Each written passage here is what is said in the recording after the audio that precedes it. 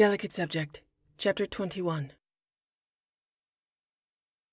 Time flew by with Jane in her fugue state of what the fuck, committed to meeting with Thane professionally and setting aside personal issues, not giving Garrus anything in the way of substantive understanding of why she and Thane had to speak alone and unheard. Garrus was not stupid, and of course this could not help but put him in mind of more insidious conspiracy possibilities. Jane still indoctrinated, Thane now indoctrinated, through some other method, hiding from Edie and Garrus and planning doom. Doom again. Despite her diving on Garrus, as he described accurately, like a grenade, she was nowhere near ready for anything approaching sex. She was only approaching being able to want to be okay with it, to assure herself she was fine, and that was not the same at all. And of course the next question was, had she ever been fine? Define fine. Once again, miraculously, Garrus understood. His restraint was greater than hers, because he had control of himself, and she did not have control over her impulses and choices. Yet. But it was possible. She had done it before. Back then it had been done out of necessity and even defiance to avoid detection. But the flames and blood and screams had faded, and she had become as she had been, as she remembered. She had resumed the relationship she had, with no break, no change in her habits, only a willingness to remain beat up for a bit, have that be a reason for distance. She had used the excuse of being under fire for her stupid AWOL stunt, and that she needed to work hard and not fuck up. Sex and intimacy were needs for her, and she was connected enough to herself to know that. To attempt to do without them would be a new type of starvation on top of Corbin winning. He would have taken something away she needed by permanently poisoning it. This wasn't just about sex, though. It was about the experience of being helpless, vulnerable, having her mind taken from her. It was not that she did not trust. It was anticipating what would happen to her when she felt that loss of control. So the questions hung there. Maybe she could have intimacy but not sex. Maybe she could have sex, but not with a Torian. She wasn't afraid of killing him anymore, but she was afraid that the combination of reverie and hard plate, the overwhelming power he had over her, his tendency toward the feral and violent, welcome before, would now be intolerable. Plus, indoctrination risk. That was who she was now. And that was who he was.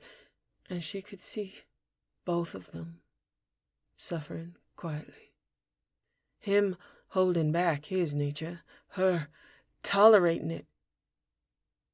And she understood why Garrus was warm, gentle, and not even seeming to make an effort to understand in any way. This was the way it was. The impulsive insanity of jumping on top of him in retrospect made her wonder if she would have barreled forward if he had not stopped her, admitted no dissenting voice, dismissed his concerns, and claimed impulsivity as strength. Define strength. Face it, it sounded exactly like her. She'd died and then gotten right back in the game with no hesitation. She had internal mocking voices, echoes of Targ saying, "The great Commander Shepard can't handle a hug from a Torian." It was an echo of her parents an echo of every drill instructor, every mission, everything she'd told her own troops. That she was better than that, tougher than that. And that's what she'd always told herself. And that's what had always, ultimately, been true. No excuses. Suck it up and play hurt. She supposed the fact that she even recognized those internal voices as possibly destructive was progress. Ugly progress, but progress. She still needed the eggs. Tog might not have been the pinnacle of sensitivity training, but he did represent the cruelty of the fact that the universe did not give a damn what she was going through, and some assholes would get a kick out of it if she let them see it. Tog was the essence of what she was fighting. The Reapers were not going to take a knee to give her time to sort through her feelings and face them at full, actualized strength. We go to war with the psyche we have, not the psyche we want. Her sex life was going to have to take a back seat to saving the galaxy. Possibly not the most self-actualizing choice, but she had to set priorities. She had asked for and received an alarm on her Omni-tool that woke her if she was having a nightmare that resulted in any vocalization. Kasumi, Karen, and Garrus had invented it for her. It went off. A lot. But Garrus was able to spend time with her. He was able to sleep near her, her fingers learning that twining was okay, that a hand on her clothed hip was comforting and not confining, that she loved his hum and his voice and his warmth. He did not make her ecstatic, but he could make her happy. He could make her laugh. The weight could fall away in his presence as his voice carried her along, as his smile and eyes made her forget other burdens. He read to her, talked to her, and she leaned in, but he did not lean back and only reached out occasionally, gently and with limits. He was not testing her boundaries at all, and that gave her a false sense of having none, which she realized was foolish, just as he had. What he was doing was being a friend and a loved one, if not a lover, as though she were in a hospital bed or a psych ward, helping her from breath to breath, not setting goals or trying to reach a place, just being there for her. He drew her attention to things that were measurable: muscle strength, rifle accuracy, calories, dreams, nightmares, and sleep. And the rest would have to wait. Her instinct was not to reach for him when she woke, but to look and see that he was there. He represented possibility, if not probability. His near presence was common, and she was not precisely alone, but also not crowded to explain, not forced to confront. She didn't have to wake to the finality of having pushed him away to a permanently empty place.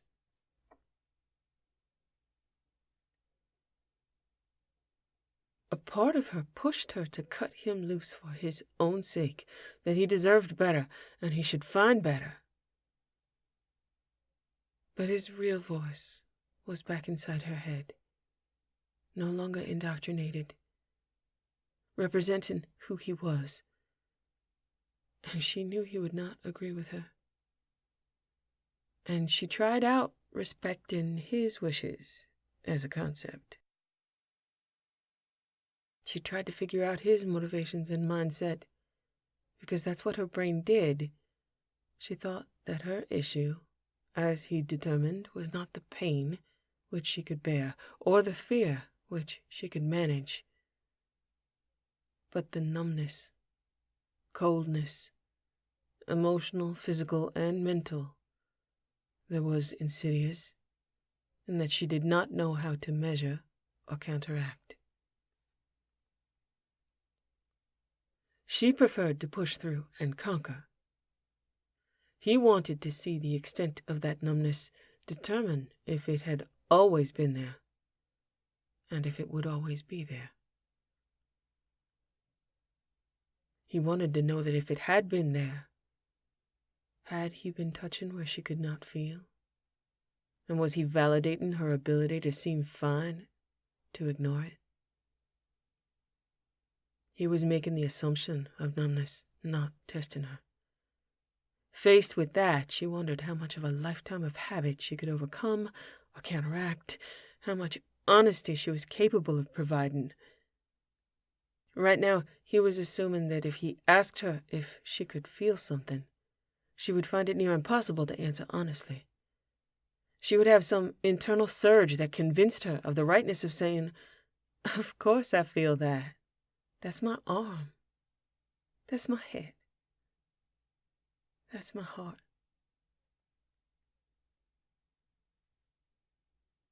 He could not trust her answers because she could not trust her answers. So he didn't ask. Sometimes she watched him sleep, her eyes traveling along his colors and edges, her mind at rest until she slipped back into sleep herself. Sometimes she thought things at him, about him, an easier subject than others.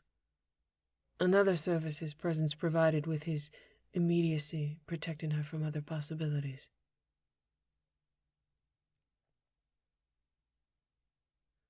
"I am so sorry, Garrus. I am convinced that for you to know the truth, I would have to infect you with what I have. And I can't do that. Thane has been in this pressured, dark magma, and all we have for you is cold stone and jagged edges. We would hurt you, and it would still not be enough. You would think you understood, and that would be a disservice to everyone. I've told you so many times how much it means to me that you understand without being told, and I am hoping that you know it is true. You won't let me go near apologizing without threatening to hit me again. I love you so much." Garrus also wasn't taking chances on her security. And she was cooperative. Didn't argue when he informed her she wouldn't be running around Ilium on her own. That his order now, and strenuous recommendation for her future command, if it came to that, was to always travel with a team, armed and armored. He volunteered for each and every future potential outing, and if she considered that an inconvenience, too fucking bad. This was where he would insist on them both being inconvenienced. As much as she would love to protest and say she could take care of herself, she did not want to see Garrus's face in response. If she was taken again because of her inability to learn, he'd be within his rights to kill her himself. So she gave up shopping and autonomy. That's what being her was like now. She stayed for a visit with Liara while Garrus spoke to Thane, brought him to the Normandy and had him scanned. Liara would have lent them her office. She kept the space but no longer used it for business, or not exactly. It was still a permanent address where she could be contacted. She used a relay service, no longer employing an assistant. Hiring someone after Garrus seemed to be either asking for a setup or putting an innocent person in danger of being turned. In Liara's opinion, there were probably more bugs in there than there had been at any point on the Normandy. So Liara used it for disinformation distribution. Kind of funny. Kind of not. Garrus settled on meeting in a hotel room. Thankfully, not one she knew. Definitely not the one they had stayed in. Garrus came to collect her, escort her there, planning to wait somewhere out of hearing range while they talked. Garrus told her, "He is not restrained. I convinced him that was silly before the fact that we chose to meet with the man we knew, and not the suspicion of who he could have become. That he could kill us at any time, and we know that. That we don't think he will." He seemed relieved and alarmed, which is at this point a shared experience.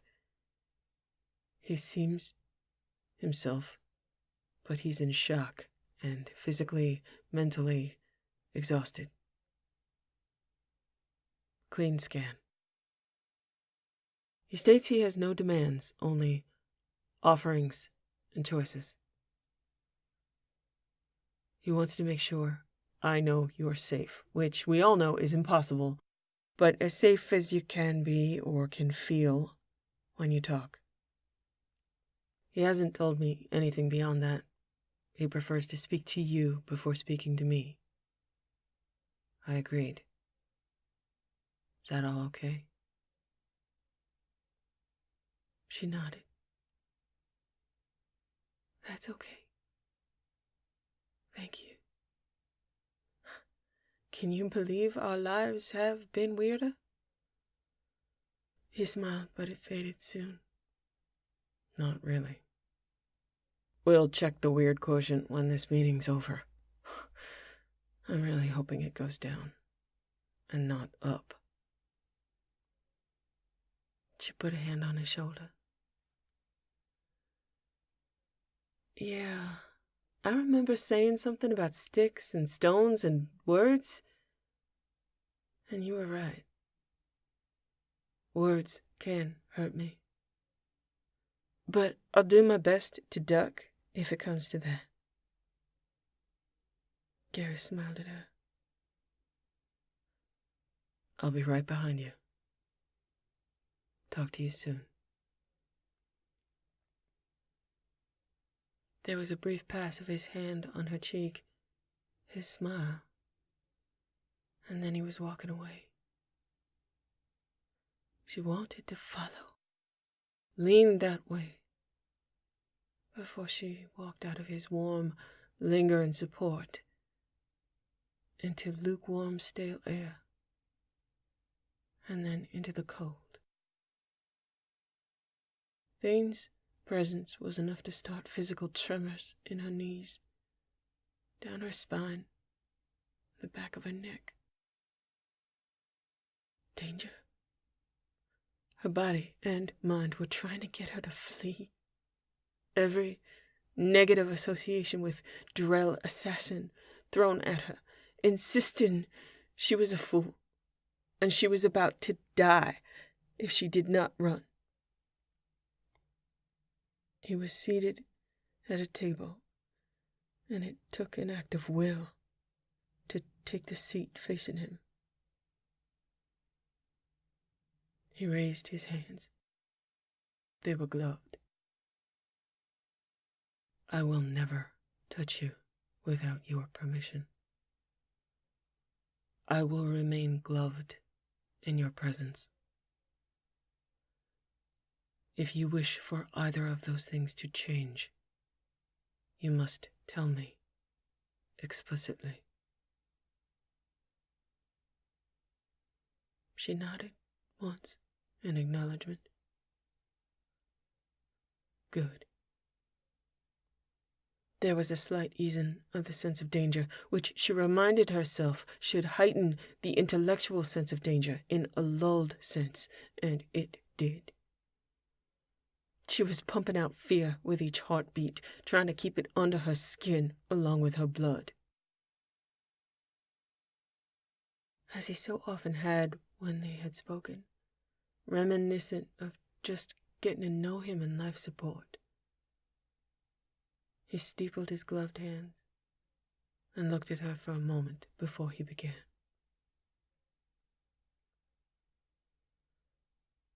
I have spent a great deal of time trying to decide where to start.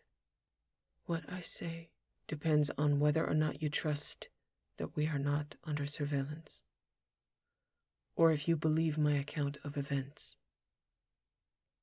whether you can support my judgments or my decisions. She nodded for him to go on. To relieve a major concern, Yalis is not here on Ilium, though I do know where she is. She is not a threat. She is not a danger. She is in cryogenic storage, similar to the method used on Jack. She will not be rescued or found by another. And she entrusted to me the means and method and location, and that I would relay that information to you if you wished to know it. This method of suspending, without resolving the question of her life and death, to defer the choice until you wish to make it, was her idea. It seemed fitting, and I did as she asked. As upon Aoife player, she sees it as being taken off the board as the game continues.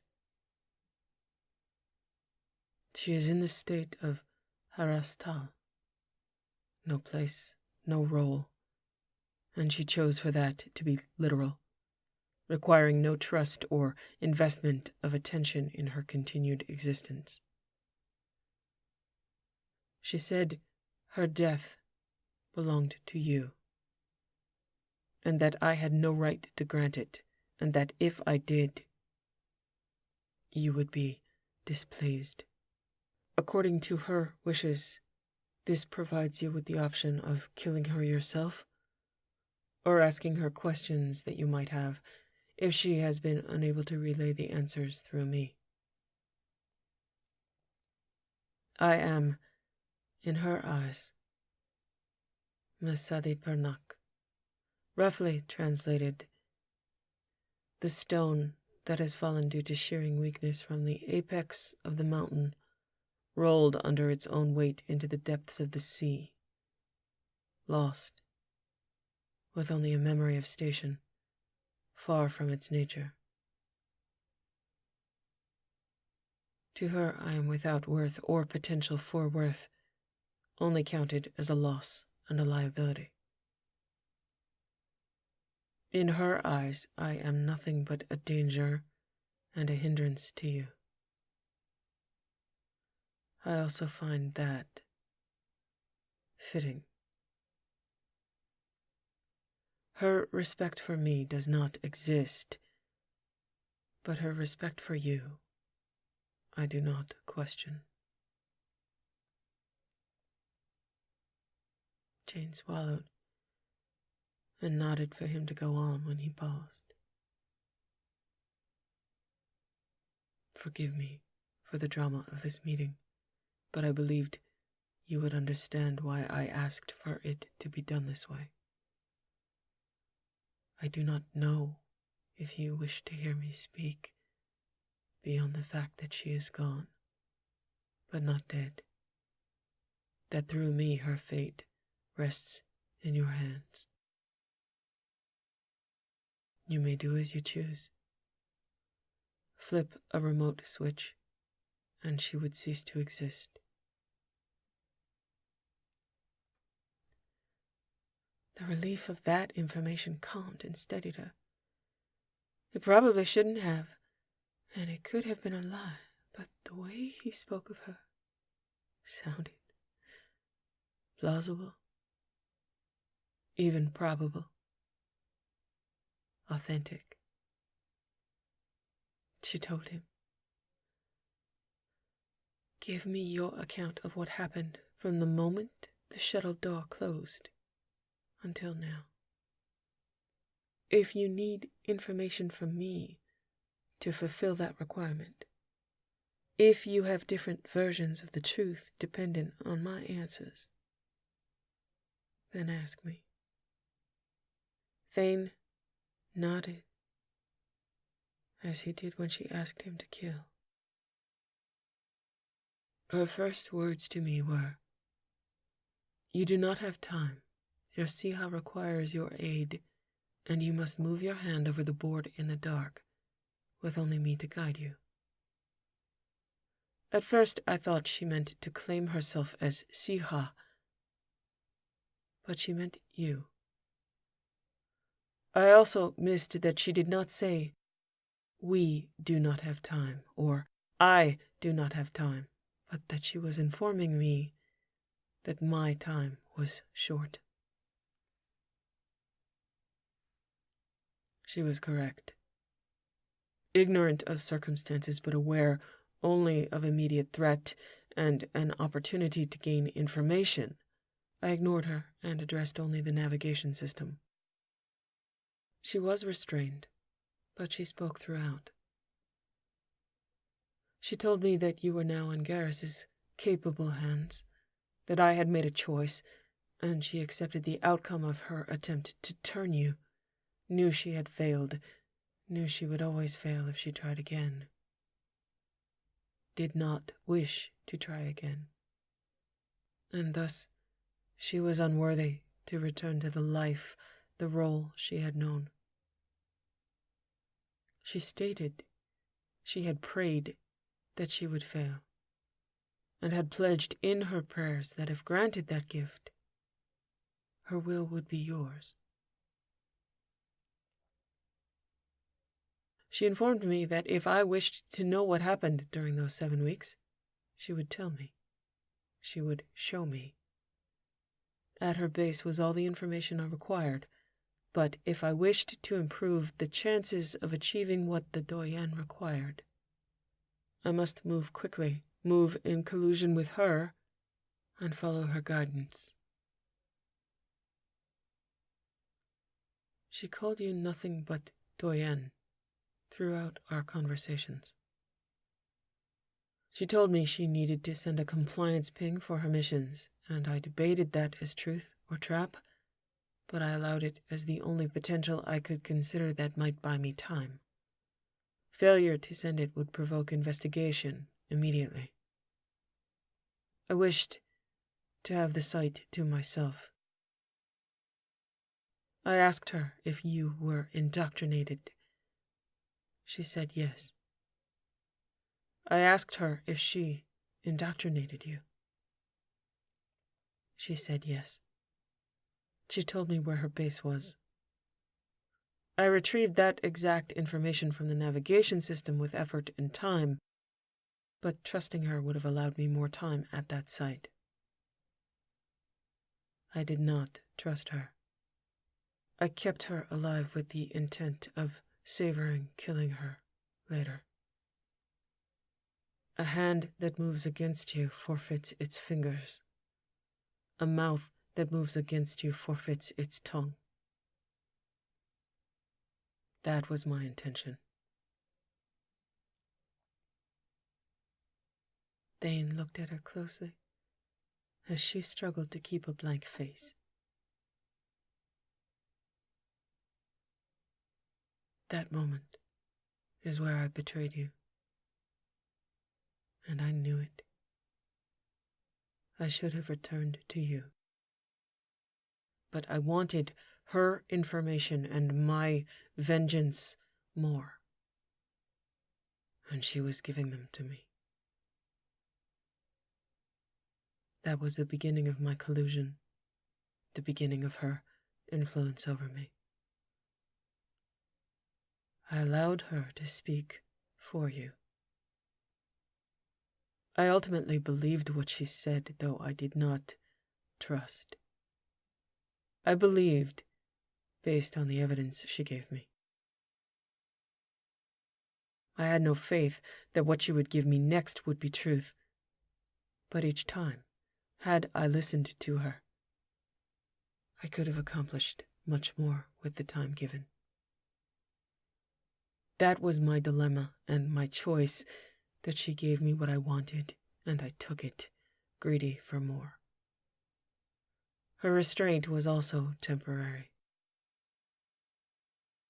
Had she wished to, she could have killed me or fled several times in ways that I would have been unable to prevent, possibly in the first few hours, certainly in the first few days, despite my precautions, because of mistakes I made, situations I did not anticipate or understand, and through me underestimating her. Eventually, I left her unrestrained. I had already passed opportunities of her betrayal many times before it became apparent that she would not take an opportunity to flee or strike. She recognized with contempt my attempts to test her. She outlined several opportunities I had missed where she could have exploited my failures in security or circumstance, taken advantage of her preparations, traps against base invasion. Had I gone in alone, all information would have been destroyed. Likely, I would have been killed. She guided me through detection and disarming. Once again, I chose to move forward instead of back with that information. She created a need and then fulfilled it. Yes. After 7 weeks of facing the probability of having lost you, I relished the opportunity to murder any I encountered. And she only escaped that wrath due to her utility. She directed me to what I wanted, and in each instance, she gave me more than I could have secured for myself, promised me more of the same, and asked only for the time to relay that information. She told me her life was worth nothing, was forfeit to you, and that I could make use of her as I should, or I could waste that time and that life when it could be in your service. She said her pain was only of value to me, and that inflicting it would waste time. She would prefer that you chose her moves on the board, but did not have that luxury. As I was ignorant and did not know your will, she would speak for you, and I must listen or risk loss of the board you needed in your possession. Jane's mouth quirked into a brittle smile. Sounded like her.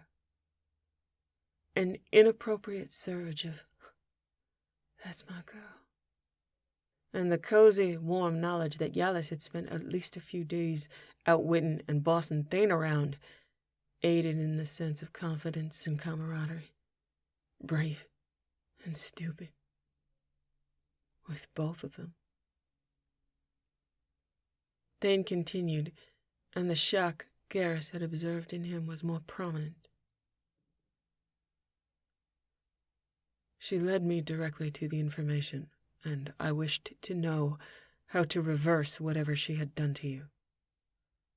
I threatened to ask her to describe the use of each medication, that I would test it on her, and then test it on myself to confirm. She indicated which ones were which, but that there was only one of importance, and it did not matter if I injected it into her, but she cautioned me against using it on myself. She did not know how to reverse the condition. She had only been instructed in its application and exploitation, not its mechanism. Knowing what it was or how to reverse it was beyond her power, beyond mine if I chose to return to the Normandy. That if I did that, I would only be able to watch helplessly, uselessly. She pointed out that you had Garrus and a ship with scientists that had cured me when I could not, that they could cure you where I could not. Or so she hoped. I did not comprehend until later that I had been threatening her with my own indoctrination by my own hand.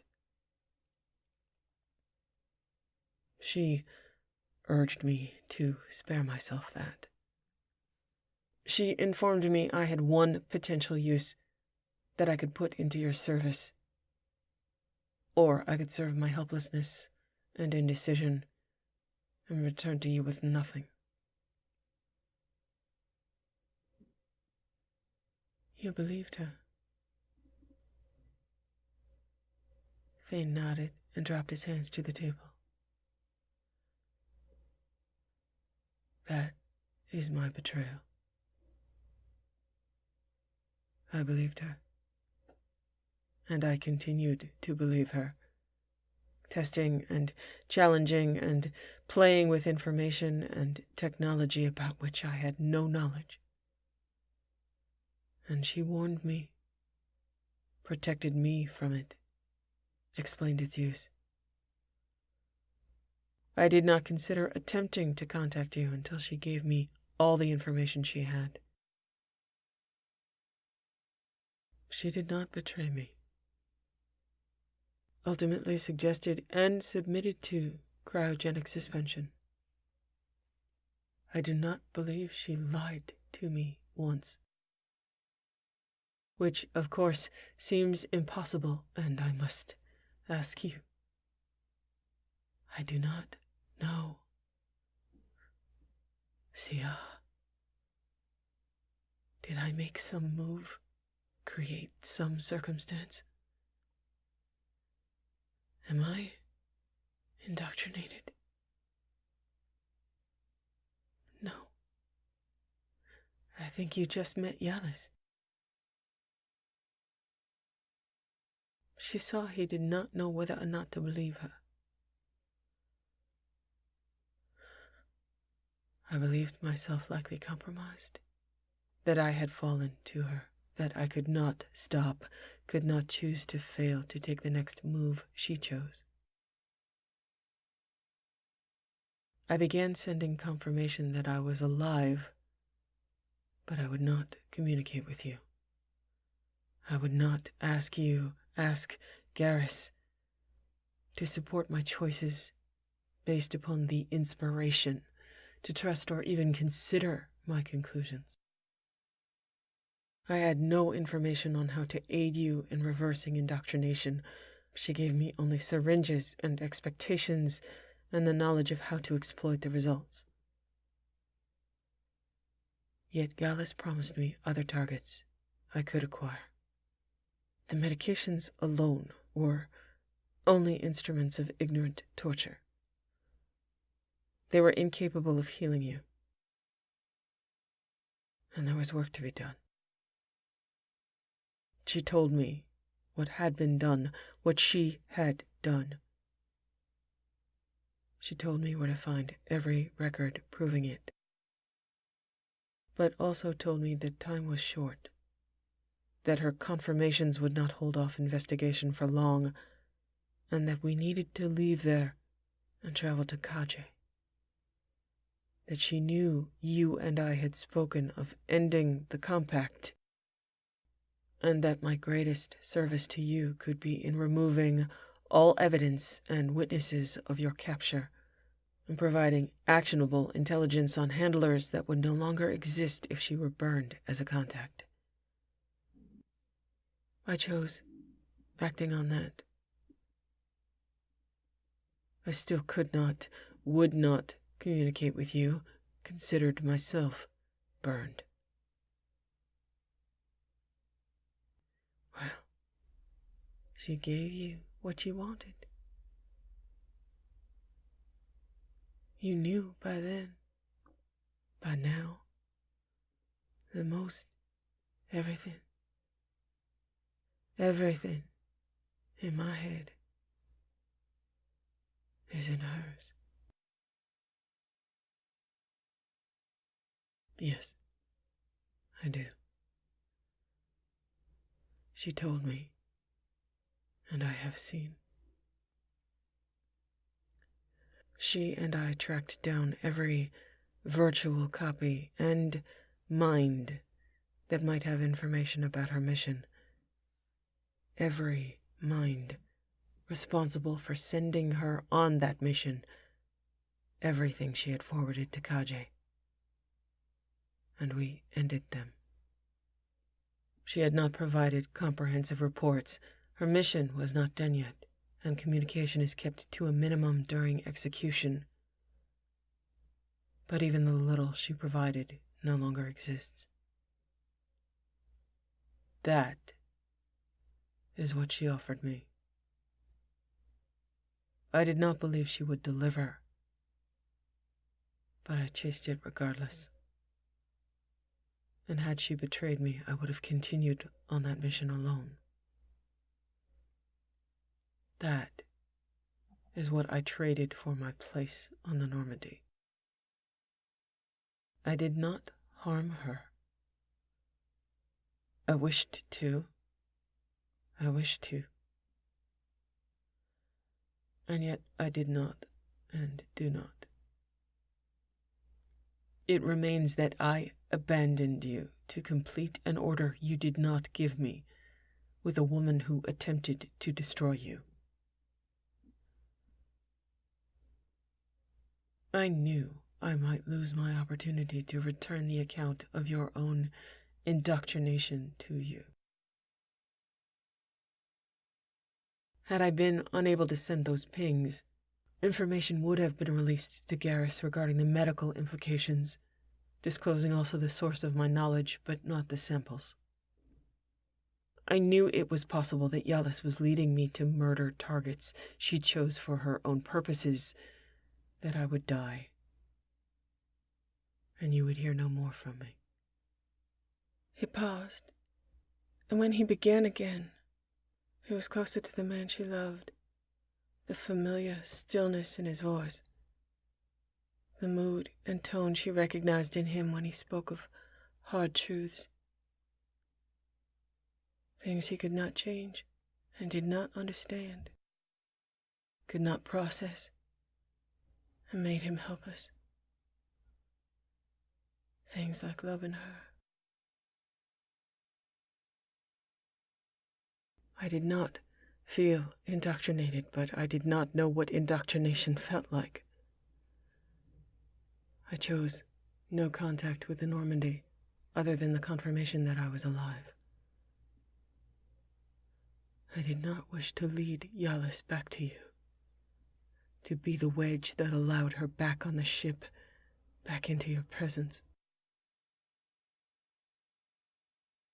I am the only living mind beyond Yalis's that has the knowledge of what she did.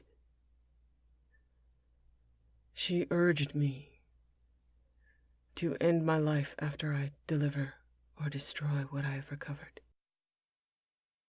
She would prefer that you end us both, that our service be our final action, and that we be removed from the board, never to be set back down, to fail you again.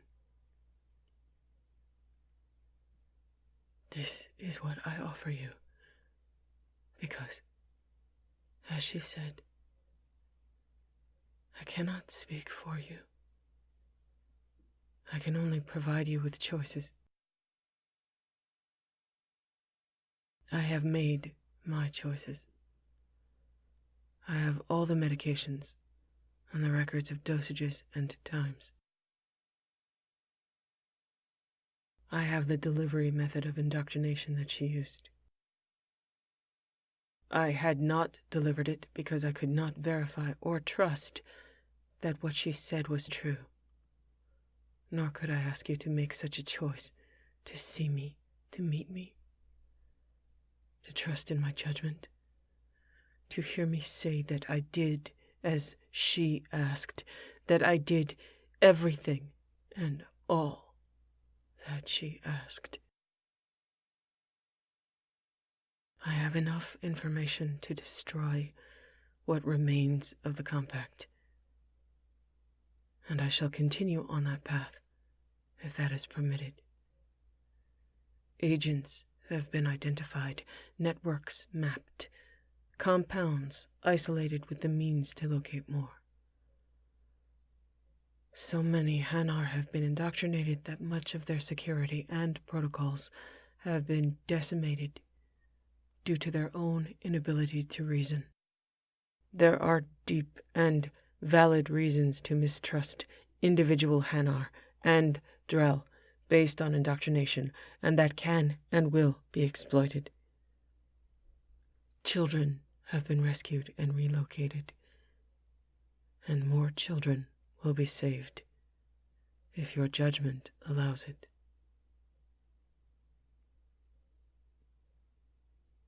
She smiled at him. So, children remain in bondage if I end your life, huh?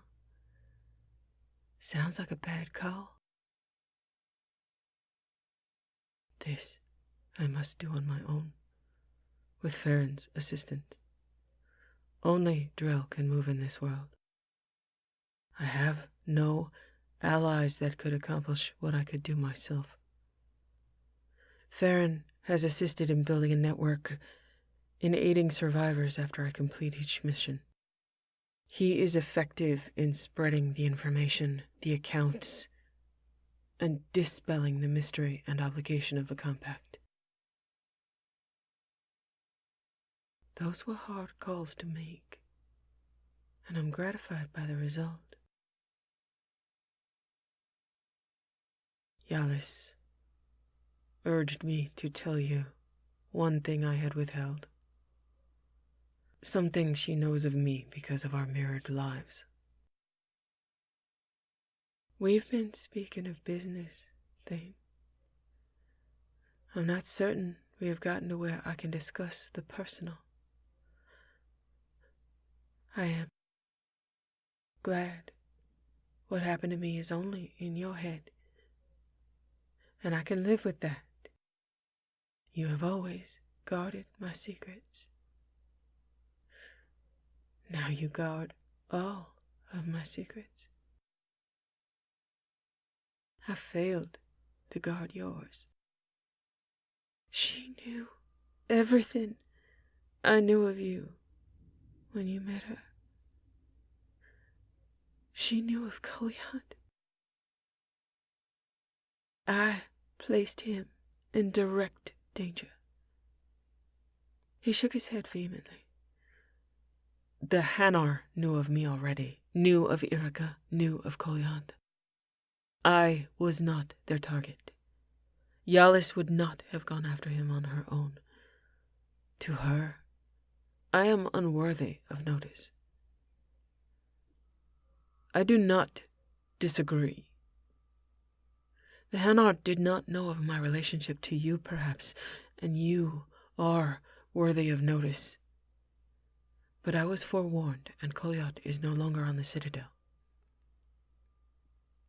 You did not speak with malice. She had the information from you, but not what you could do with it, not how you used it. That she did not have. She knew that as well, that information was unique in your hands, not unique in hers. What you said to Yalis was not a betrayal of any part of me. My truths are yours. She ducked her head, tears down her cheeks. All right. And my truths are yours. It has been this way. It will be this way. Garrus needs you. I need you. I can't touch your skin, but I can't accept being severed from you. Yalis is right about many things, because she had the information and the mind to process it. But she is not right that you should end.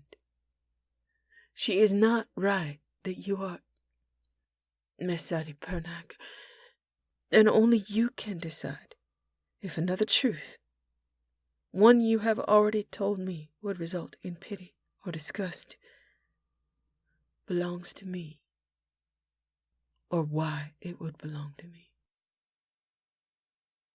There, she can't speak for me, and she speaks with her own contempt, which is not what is on my tongue, in my head, or in my heart. I don't have the luxury she has of never failing, of stopping the fight after failure. I have to fail and move on, imperfect, and with the knowledge that I will fail again in the process of doing my job. At her urging, but also due to my newfound ability to provide context to my life previously inaccessible. I do wish to tell you, and I wish to apologize, abjectly and with my life, for the last time I touched you, when I did you harm, backward, and panicked. My life should be taken from me for that alone. That is why I offer it. I guessed at your past because you trusted me. I knew your mannerisms, your attitudes. I asked you to provide only enough information to answer my question as to whether or not someone lived that I wished to murder. It was not in defense of you. It was my need to kill. That is why I am Mesadi Pernak. I was trained to kill, dispassionately and efficiently, but for years I have killed to serve my personal urging, for money, for ego, to avenge my wife, to avenge you, to give vent to impulses I did not intend to set loose in the world. I am still capable of efficiency, but my dispassion is gone, replaced by directed need that fuels itself and burns brighter with each kill. My need for personal vengeance overwhelmed my duty to protect your truths. My need for personal vengeance shadowed every step through Yalis's maze. You did not wish to say more. And your question to me, I did not answer fully, was unable to answer fully, unprepared for the question. I dismissed it as a valid question and deflected it. I answered it, but I avoided the subject as it pertained to my experiences. I took out my frustrations and anger on you. I harmed you, and I know you could forgive. But I do not understand why you did not kill me then. Why you will not kill me now. I am a child, raging in pain, and I lost myself, not as a powerless child, but as a vengeful man. I told you, promised you, that I would not begin as a child to learn truths, that I would remain a cool, dispassionate man, and I see that is not true. Can never be true. That to learn, I must begin in childish helplessness. Seeing with perspective that I was tortured has given me a taste for it. A knowledge of how effective it is. It is a sickness. Now, there is an element of personal pain to each life I take. Now, your full answer is in my mind, and I wish for my full answer to be in yours. Not in trade. They are not equal, but because I took from you, withheld from you what belonged to you, with my mind's ability to justify, to misclassify, to hide. I know that giving you truth now will not create balance. That I must learn to not take, and that I do not have faith that I will learn how to do that before doing more harm.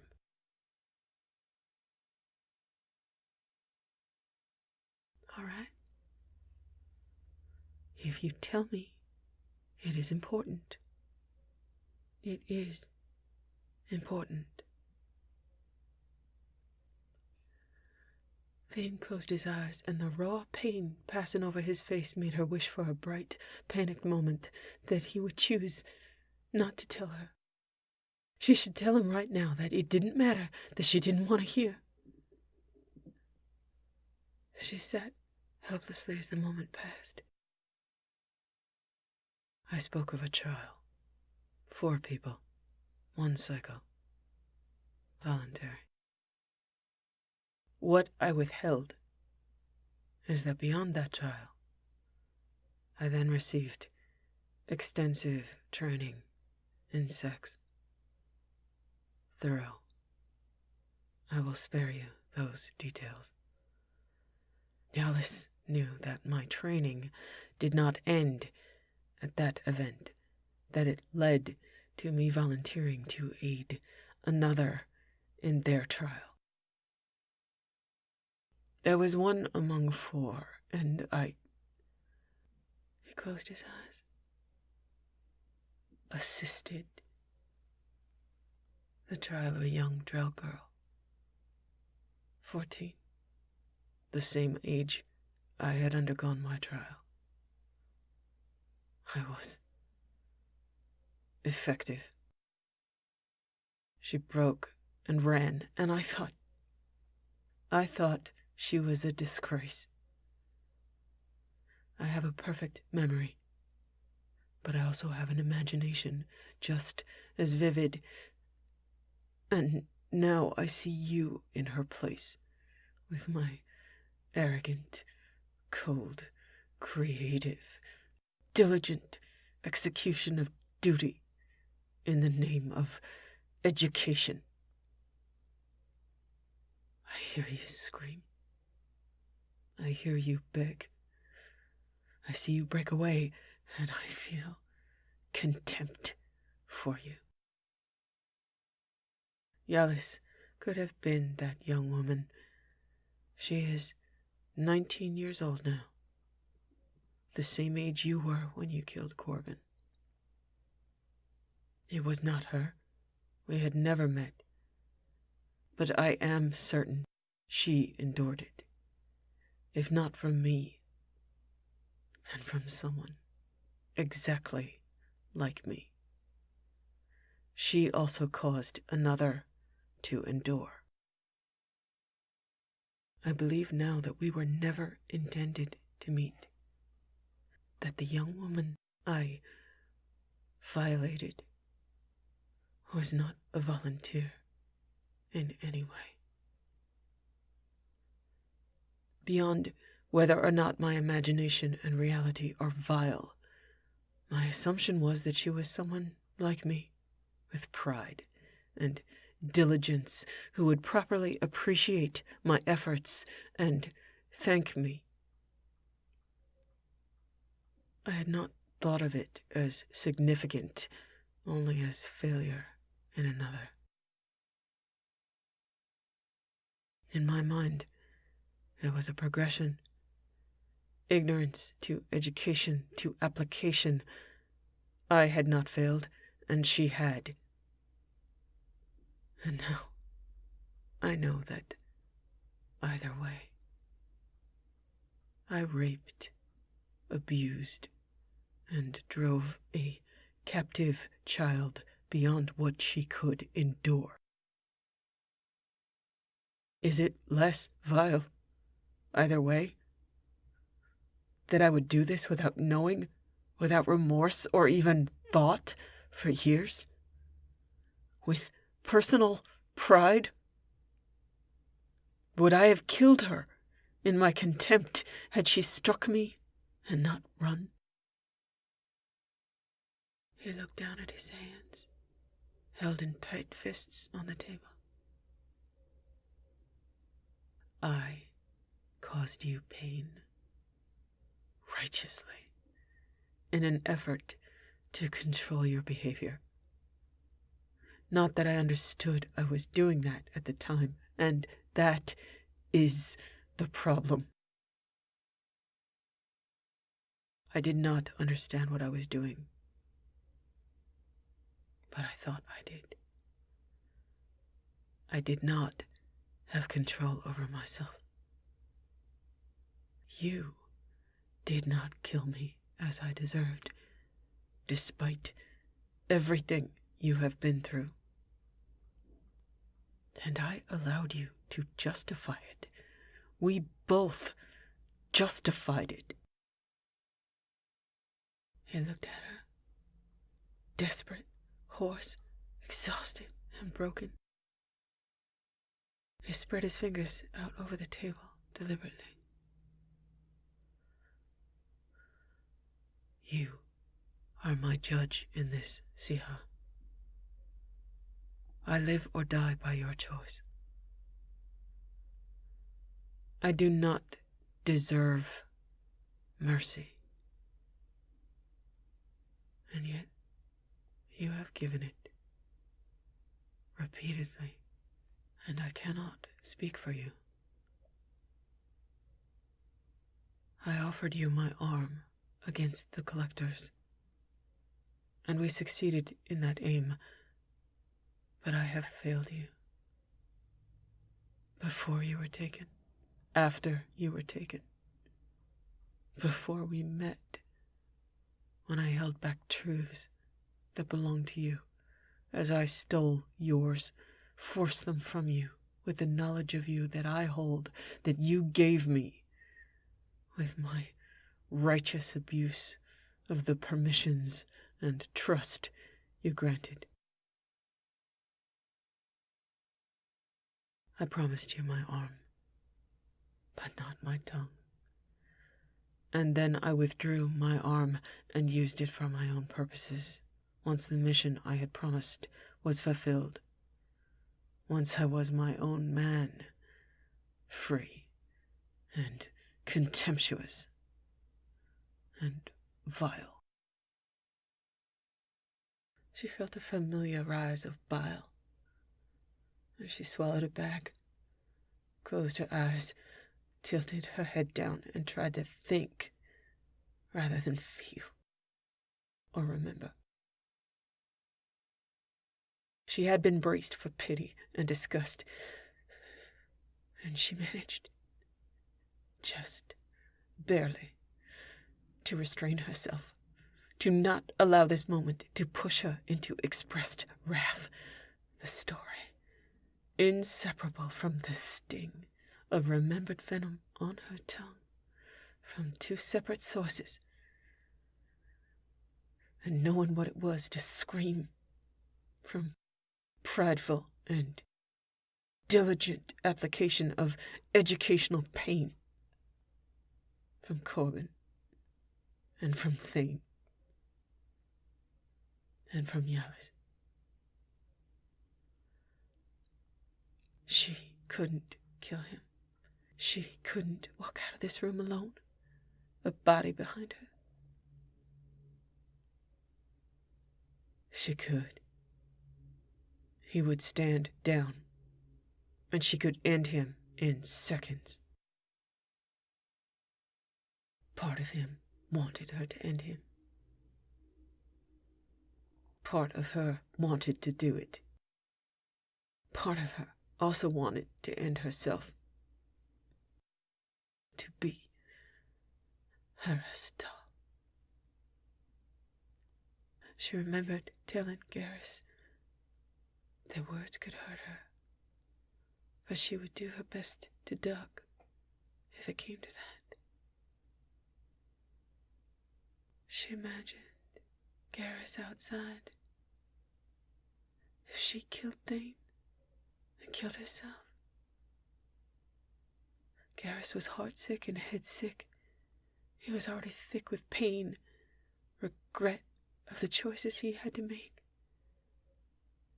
He'd be driven to suspicion and fear after hours of tormented waiting, of sending omnitool messages, of getting no answer. She imagined him breaking in, finding them. The permanent crushing of the hope she had encouraged him to honor. Garrus, again, from a distance, by his existence, tempered her wrath, drew her from breath to a new, determined breath that she would not allow to end.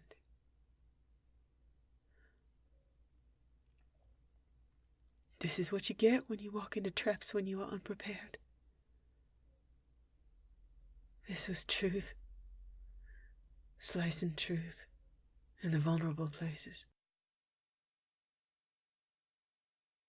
She was not as shocked as she might have been. She felt some contempt for herself because she hadn't asked before she recruited him. By the way, are you, or have you ever been, an unrepentant rapist? And now she cared because it was personal. Now it mattered, when she'd gone far out of her way to avoid knowing such a thing before, in order to maintain a professional relationship, to indulge in a personal one. She had known the potential for this the moment she shook his hand and accepted him on board. But she had needed him because he was willing to expend himself, because he had just demonstrated how useful he could be. And as a result, she wouldn't look too closely at his past, claim that to be a virtue, protecting privacy. Perhaps she was numbed to it. Perhaps that was a good thing. Perhaps good was relative, and she should learn that healing does not mean that her personality or past had transformed. It meant she was back to being able to move in the worlds of those who were good and those who were not. Not as a traveler or a visitor, but because she lived there. She recalled just exactly how she and Thane had colluded to entwine barbed minds and lives. She'd known then. That was why she was not as shocked as she could have been. This was not new information, only specific information that lights up your currently small, cramped, and pained mind with memories. She recalled him asking, "Jane, what if I am nothing but hunger and death and lies. And she had told him, Thane, what if your hunger matches mine? What if I ask you to kill every day?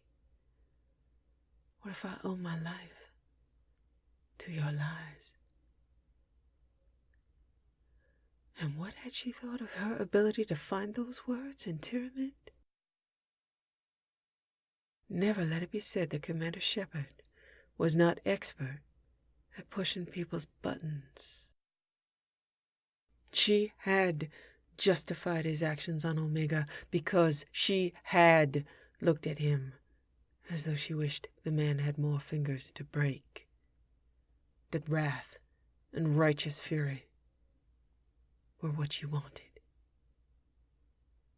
And as a result, he gave them to her. She had forgiven him because she knew she had provoked him. She could have made him stop. She had been the cause of his physical injuries. She had been the cause of his becoming emotionally unhinged. She was the cause of that passion. You used him. You pressured him into a relationship he was not ready to experience. And you had the fucking gall to consider it a positive act. You forced him to live when he wanted to lay down his burdens. Lay down being a burden. The stresses of loving you broke his body and his mind apart. The Hannah used him. You used him. Yalis used him and convinced him it was on your behalf. And it was. But it was also with her cruel, twisting hand, and she'd fucked him over so thoroughly because she knew what was inside your mind. And he's sitting here waiting to die. Hoping to die. He knows he deserves to die. He wants to die. He has wanted to die since long before you met him. But he still has the potential to be of use. And the potential to learn. And you still love him. And he deserves better. And the only person that can give it to him is you. By letting him live. By letting him soak in hope and faith through Garrus's hide and voice. By being able to pass this point, to leave it behind him. Just as you're struggling to leave your fuck-ups behind you. By not being a cold, using bitch. If you can learn before doing more harm. He could save more drill children. Ironically and tragically, using his training to keep them from being trained the same way. He could save more targets from indoctrination, from what she'd experienced. Or worse, he could end what had created him. He could hold up Rakana's sky, provide an unambiguous service to his people. He could admit he was not the pinnacle of perfection he had been promised he would be. He could move forward, walking wounded, and not give up as Yalis had. Paralyzed by the first failure she had recognized, but not the first failure she had embodied. He had the courage to sit here and await a killing blow he could have avoided. He delivered what she needed, faced her when Yalis couldn't.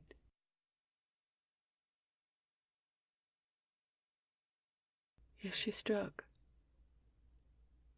he'd suppress all his training and let her do it. He was a significant factor in the fact that she was alive at all, able to have vulnerable places to slice. That had to be enough. She raised her eyes to his, and they were not cold. Yes, you were contemptuous and vile and in pain, physically, intellectually, and emotionally. I encourage you to be that person, valued that person. You are not as free as you think, and neither am I. As a child, you had so many choices taken from you. You were in captivity much as my own for a lifetime. After 7 weeks of my captivity, I tried to kill you. I would have killed you, coldly, arrogantly, efficiently, and diligently. Your will, my will, were paralyzed, and our only guidance came from those who sought to blind us and use us. I can't speak for the girl, except to echo her screams, her pain. But I believe you already understand screams and pain. I don't think adding more pain or screams, yours or my own, will accomplish anything useful. We both know that screaming, causing screams, and causing pain can feel very good. But I don't want to honor that aspect of our personalities right now. I can't speak to the act, which was inspired by the Hanar who used you. I blame them for putting her in that room, for putting you in that room before her and with her.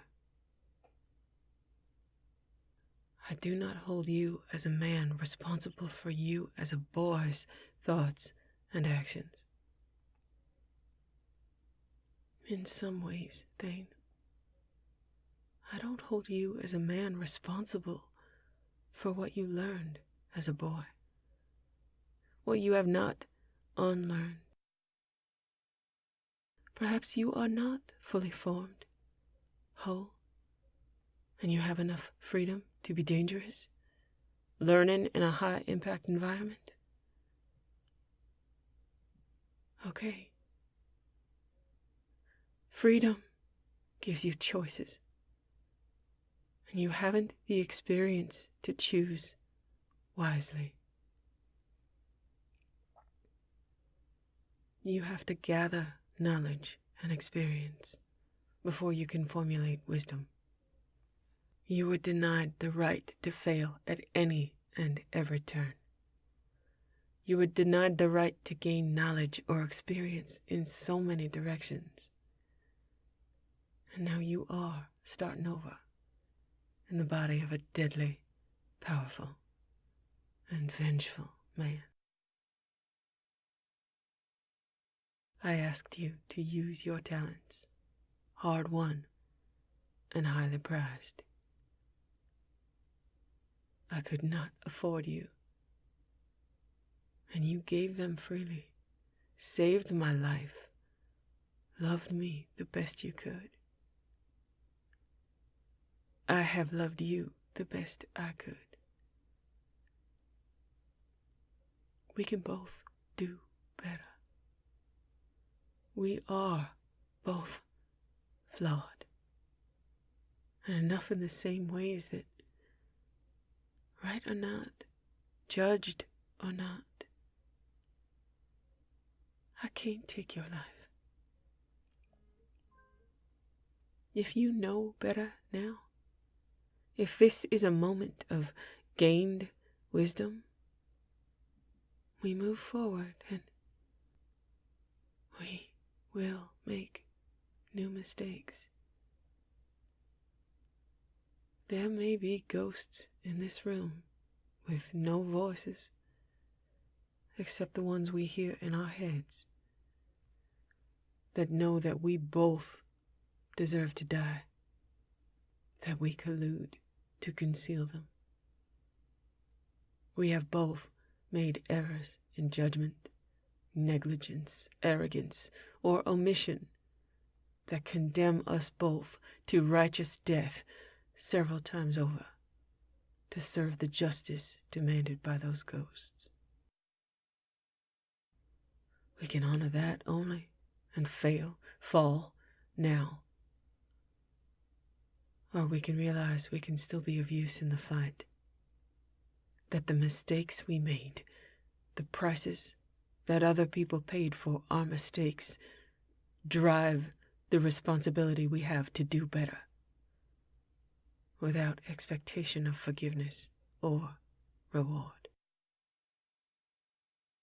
His face opened up into vulnerable confusion, and there, more than in the fact that he knew to glove his hands, more than anything else, made her heart bleed for this man. Holes punched through her heart again. He had no idea how to move forward. But he would try, and she did not regret for a moment loving him, though she thought he should regret loving her. She said, more as Jane and less as Shepard, I will leave Yalis where she is, off the board. She was right about that. Depending on what you know, what you can tell me, I don't need her. And that seems to be her intent, to spare herself having to wake up and see me, to answer my questions, to spare me having to need those answers from her. It's an elegant solution.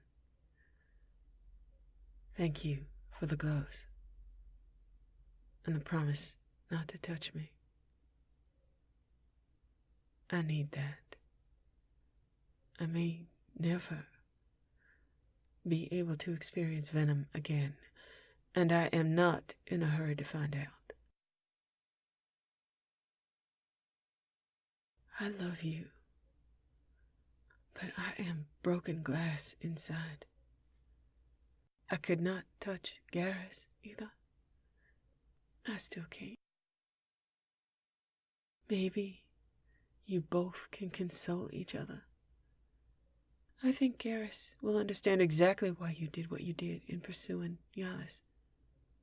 He wanted to do it himself. There is no rift there. He's only waiting for me to choose. And I choose hope. Of course, save children. Save as many as you can. Ask for any help you might need, or take as much time as that might require. I had considered asking Yalis to help. I was prepared to attempt to secure her aid, to set my personal concerns aside, to save Hannah, to save Drell. And you have already done that. My fear of her lay in what she could do with what she knew of me, of her creating opportunities to steal my command, to have my influence robbed with one extranet transmission from her, to have her slowly erode the structure of my life, of my command, of my ambitions. If you tell me that won't happen, I believe you. I don't need any more proof. Your words are enough. My personal concerns with you are set aside until we can find more stable ground. I love you, and that has not and will not change. We can figure out the rest. Your time, your efforts were not wasted. Your cabin is yours. You are welcome on the Normandy, if Garrus allows. Berth your transport there. I assume you have Yalis' shuttle or another? Teach me more, Pon-Ifa. I know I've already lost the game that's paused in my cabin. We can play out the final inevitable moves and begin another. Perhaps for now, we will behold each other and be comforted. Garrus has allowed me to promise to not allow myself to be touched until I want it for myself, and I will try to figure that out. Maybe you need to set limits of your own, so I do not encroach on what you need as you learn to set your own boundaries. I will make mistakes. I know you'd rather die than make another mistake. And in some ways, I would rather die myself than make more faulty decisions with the potential costs we face. But that's not really a choice that's on the table. We're all in, or we're all out. She watched him try to take in what she had said, try to get the poison out of his heart as it bled into the room. Yalis told me of the ampules you had implanted, and why you had them. That I drove you to implanting them. Jane thought they now shared the experience of having Yalis work them both over so very effectively. I need you, Thane. That's something Yalis doesn't know and wouldn't believe it if I told her. I don't just love you. And I do love you, don't doubt that, but I also need you. Without you teaching me Pon-Ifa or letting me share your venom, I would never have seen Yalis for who she was. Without you and Garrus working so seamlessly together, I would have died so many times. In 1 week together, we saved over 300,000 lives, likely including mine. Dr. Kenson is recovering. The personnel from the Bahak system are recovering. We did that together. It does matter that we did that we could do more. Yalis has never saved anybody or loved anybody. She doesn't just not understand. She can't understand. You should be able to see that. You are further along that road to seeing love, to admitting it's real. For her, it was only a compulsion. One she attributed to gods because she could not see it any other way. You've learned to trust. You've given everything to work as a team. You knew Garrus would restrain me so you could focus on her. I saw the recording. You were the only one focused on her and not staring at my face, at my gun. The ampules were there in case I needed to die, Thane. Not because I didn't trust you. I knew that if you thought I was gonna die, I was gonna die. And that you'd see it before I did, likely, and that you'd go to effective extremes to keep me alive. To keep me from making that choice. I needed those ampules because I trust you. Because along with your newly discovered passion for possible torture in extremes, which you encounter quite often thanks to me, you also have a newly discovered ability to love. To give yourself fully to that. To commit. To save me at the expense of everything you have ever held dear. That you have reached a binary conclusion where my life holds a value of 1, and yours holds a value of 0. You would throw your life away without a thought. And I am responsible for inspiring that in you. I may not understand you, and maybe I never will, but the only time you've done me harm was when you were in so much physical pain you could not think straight, and you were afraid and angry, and some asshole ripped your control from you by threatening to sell me into slavery. And I looked at you as though I wished you had done him more harm. Context matters.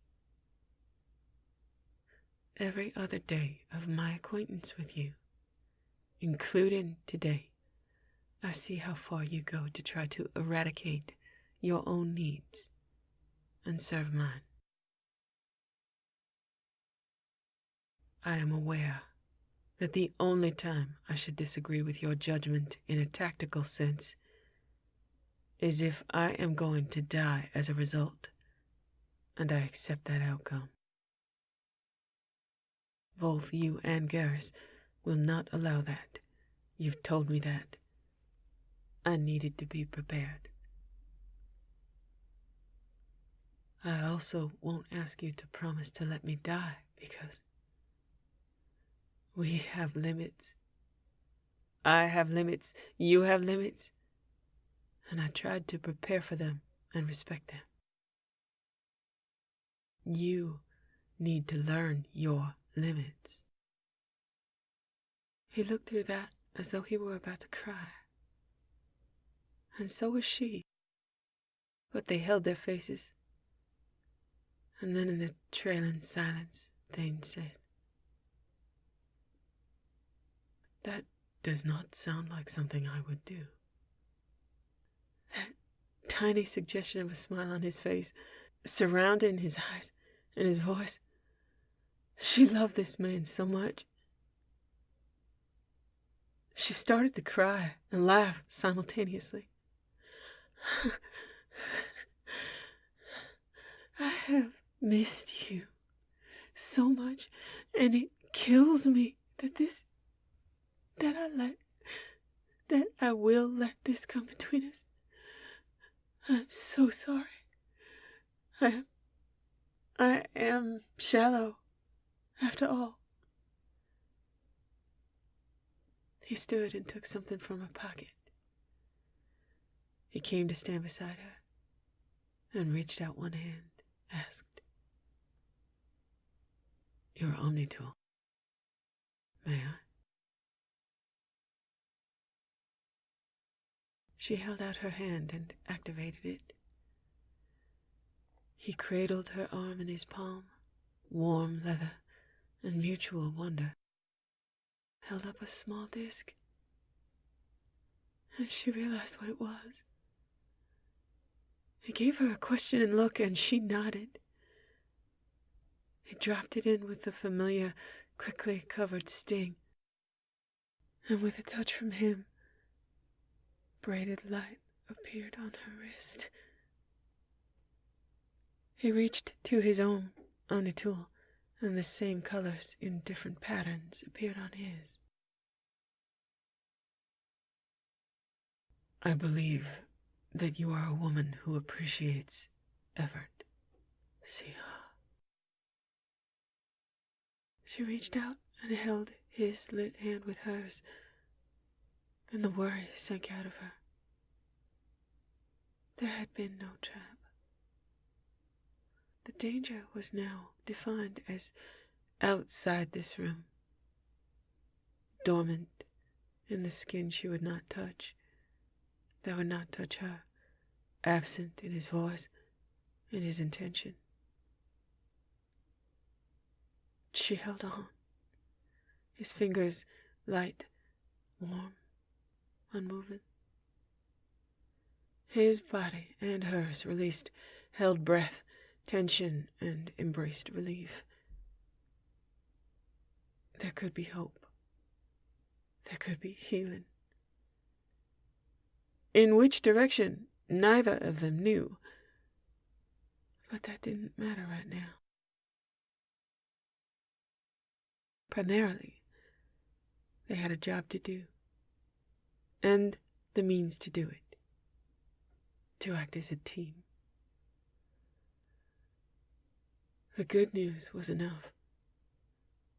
Hannah and Drell, potential targets of assassination and indoctrination, had been protected through the studied, coordinated, and vengeful acts of two people that right now inspired love, wrath, respect, contempt, and ambivalence all at once.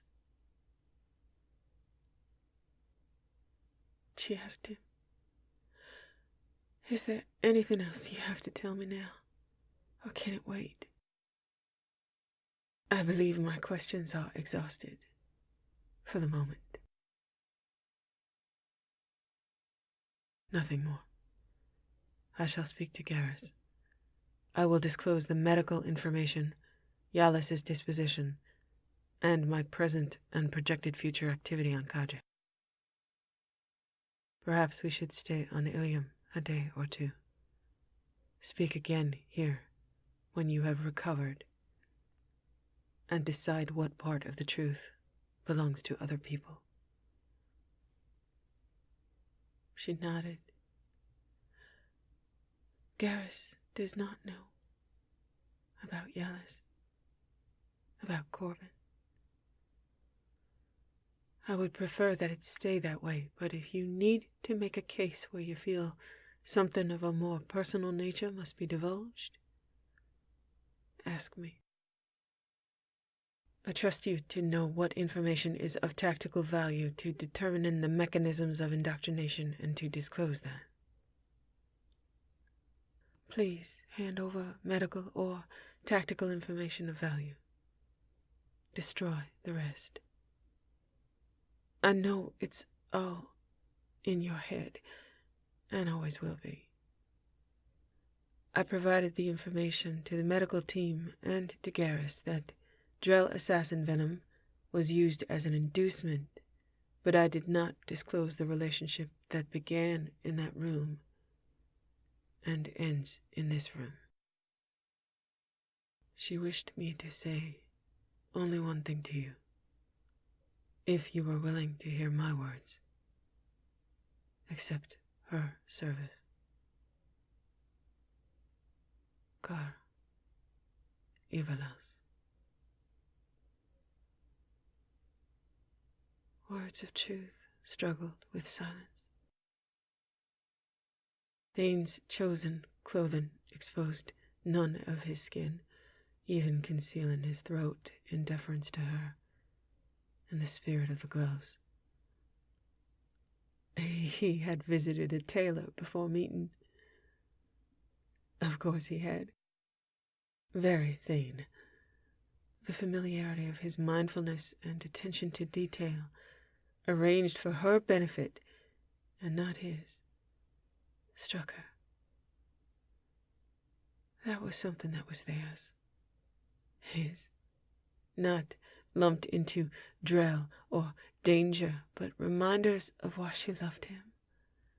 Indications that she would helplessly continue to love him. She stood and rested her head on his shoulder, her hands on his waist. His arms came around her in careful, gentle embrace, one hand cradling the back of her head, fingers dividing the fall of her hair. She stood in the circle of his arms and cried. This she could do. Always did with him. Shared silence. He hummed for her, and the sound trailed through her spine. He could become himself, a new self, separate slowly from the last months. She had changed. He had changed. And they would do their jobs, and perhaps find time later to do more than stand helpless together, sharing burdens. Perhaps she could never touch his skin again, but they could have this.